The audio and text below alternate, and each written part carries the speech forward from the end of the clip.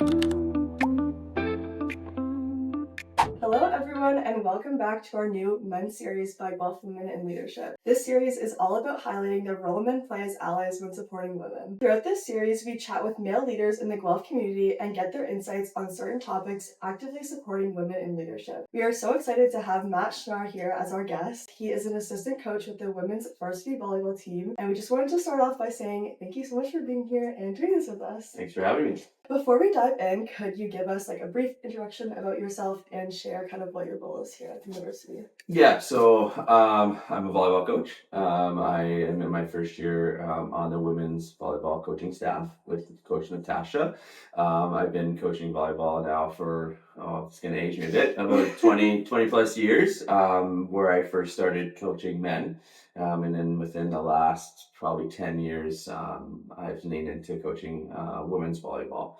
I had some experiences while I was coaching men on the girls' side, and there was some opportunities that presented itself. And here we are helping out with the University of Guelph and doing some stuff within the OVA, which is the Ontario Volleyball Association, as well as Volleyball Canada. Nice. What women's teams have you coached? So I started with the club side. So I coached club.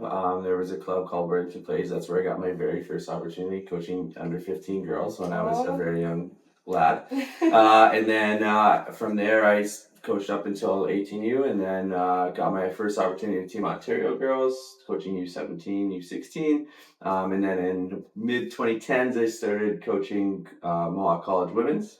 Spent about 6-7 years there over COVID, so a little bit longer, but about 6 or 7 seasons. And then on top of that, I was doing sport administration, so I was kind of balancing both. And then I was at Conestoga last for about 2 or 3 years on the sport admin side, and then had an opportunity to coach their women's team for a season. And then Coach Natasha gave me a call, and here I am at the University of Guelph. And we love having you. Oh, thank you. From your perspective, what do women bring to sport that you feel often gets overlooked? Well, I mean, throughout my journey, the first one is just representation. I would say that when I was coaching girls club way back in the late 2000s, there wasn't as much representation for young girls to kind of see other female volleyball athletes that were kind of older in the post-secondary level, or even in the pro and Olympic level, that you could identify with.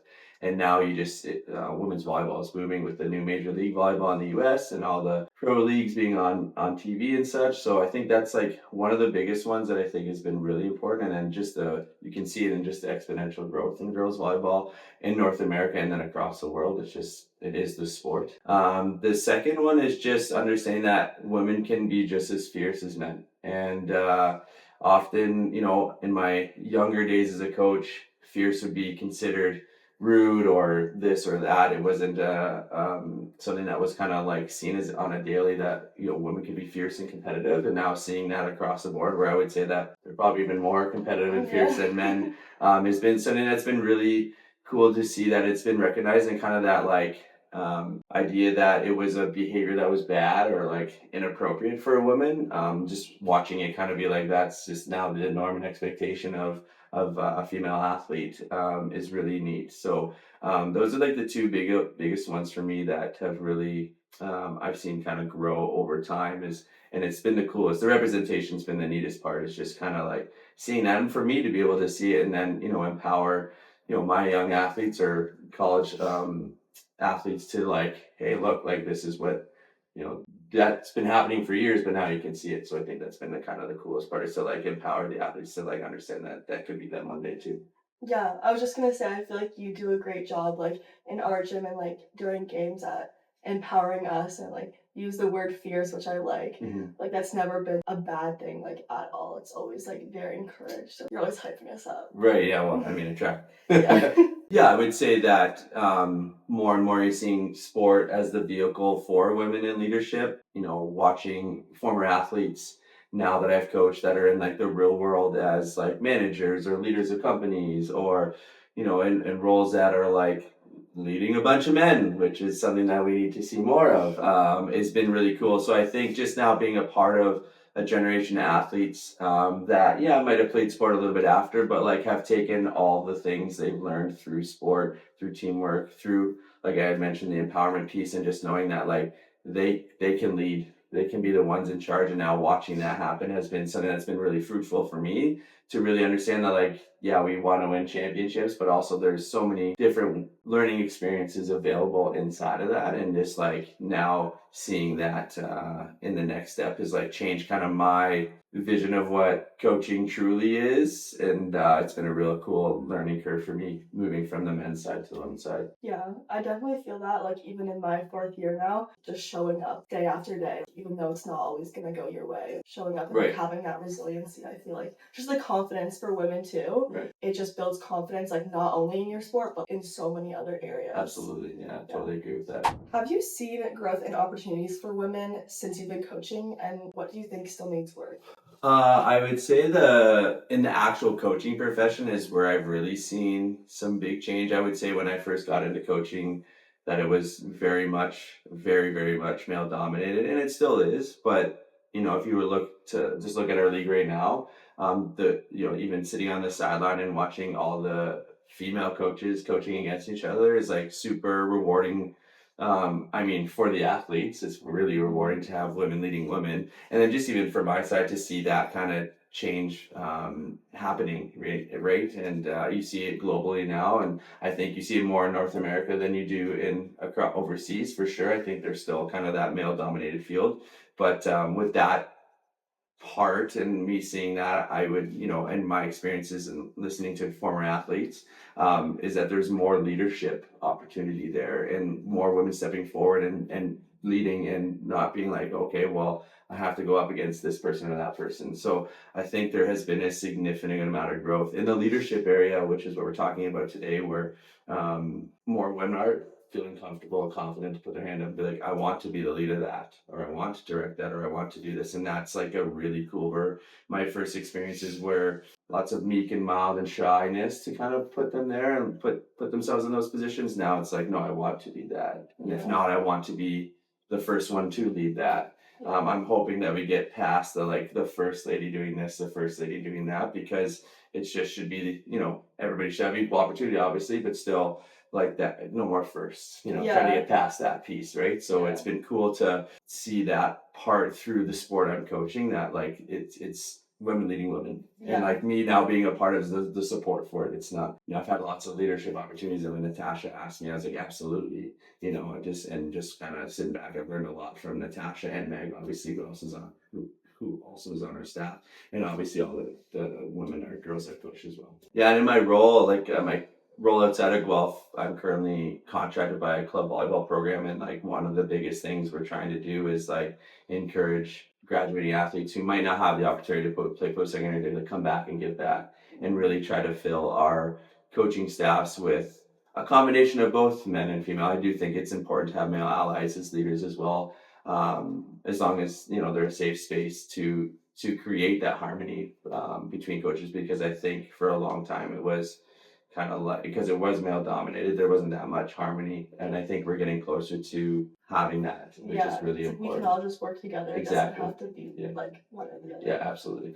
Have there been times that you needed to reflect on your own assumptions or adapt to your approach when coaching? I've been thinking about this one for a lot. I'll share a little bit as a former athlete. So self-admittedly, in the 2000s, I was brought up in a sport where misogyny was a thing, and it was microaggression misogyny. I wouldn't say like the peer group I was hanging out with, the teams that I were on were like misogynistic in nature, but certainly the microaggression piece was something that when I reflected years later, that was like, oh, maybe I need to help with language or help with, ensuring that certain spaces are safe, that, those things don't sneak in. So I would say that there's been a journey of reflection on like how to support that allyship in terms of like, if I'm going to be in that space, I have to recognize that and also work on my language. When I was a young male coach, I was probably 24 coaching 15-year-olds, which is crazy to think about now,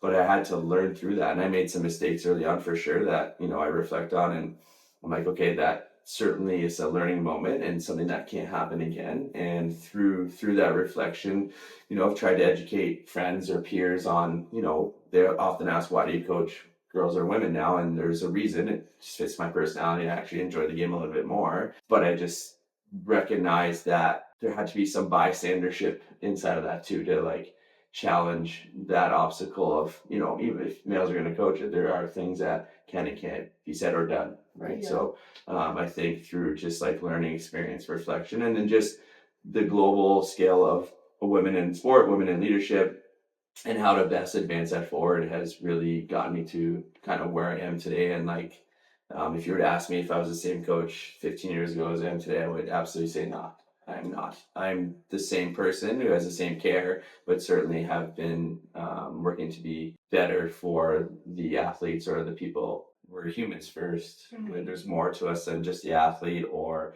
just the manager or the director or whatever it may be. There's more to that, and like I think the human experience is way more important than some of the things that I think coaches get caught up in, which is winning and losing, right? Yeah. And also, and I'll talk about the power balance. Like I didn't understand that until I got into coach, like 5 to 8 years into coaching. It was never really talked about, and I never understood that. And then when you start to see some of the situations that have arisen, I'm like, okay, it's time for me to reflect. And I did a couple PD sessions with a coach mentor to talk about like my values and talking about some stigma stuff. And there were times where I did take advantage of the power balance, but I didn't even know that I was not even aware. So I love that there's a lot of education out there and lots of opportunity to like fail and grow and to do things better the next time, or even just to be aware, like, okay, that might be a power balance, or that might be misogynistic, or whatever it is, and how do I massage that to make sure that that doesn't happen again, or at least make it aware where it's like, you can at least speak to the person that maybe that happened to, like, hey, I recognize this. And humility is obviously really important in that, and that's one thing I would say I've learned over the last 15 years is to be humble when you make a mistake, to like put your hand up and work through it and go from there. Yeah. I've used the word soft for so long, and like it's it's not a thing. It's just like people want to be treated like people. That's it, right? And so there's a lot of talk about the new generation being soft. It's just like, well, maybe they're just taking care of their well-being more. They're more aware of XYZ. So it's been a really kind of neat experience to get there. Yeah. Is there any instances in your personal or professional life that was led by a woman that left you feeling inspired? Yeah, they watching young women kind of navigate a world that is quite tough. There's just so many different distractions, so many different voices.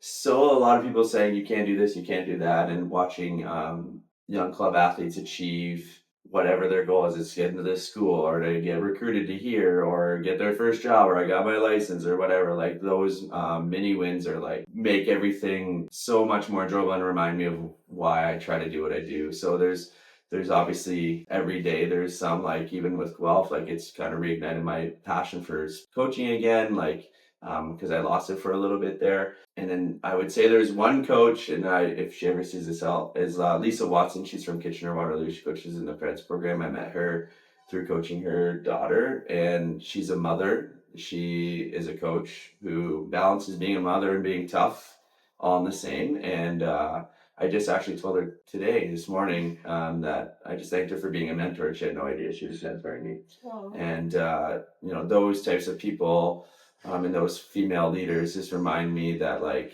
you can be competitive and you can be sensitive, you can take care of well-being all in the same.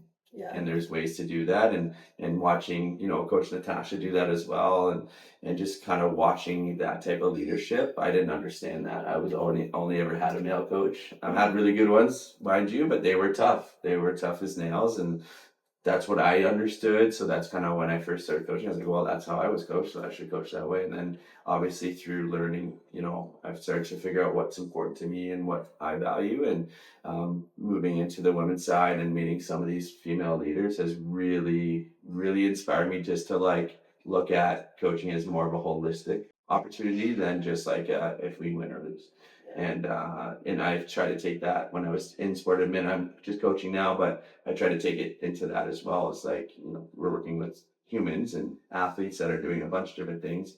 Every time they came to me, it would be, let's talk about this situation globally and like who's involved and all that stuff. And so I think that has been really important and inspiring to me is those types of leaders. And I would say this too, that there was one season I coached both men's and women's college, and one of the questions I would consistently get is, it must be so much different coaching women and men, I said, well, the game is different for sure, a little bit, but like the cool part is like men are now starting to share more and more how they feel. And that was always the barrier that was in the way. And I think now that that barrier is kind of being, I mean, it's still up there, has helped sport, period. You see Yeah. men championing women, women championing men, and like that wasn't the thing before. It was just always the men, and then just like, oh yeah, you heard that the women won too, and that's not the case anymore. If anything, it's kind of it's getting more equal, but like that part of like that barrier on the men's side being taken down has harmonized sport a lot more, which is a really cool thing. And now I can say, like I said to them, I was like, it's not as far removed as you think. I feel like everyone watches sport and everyone loves sport, no matter the gender. Absolutely. Yeah. I agree with that. Awesome. Thank you so much. Thank That you. was great. Thank you. That was awesome.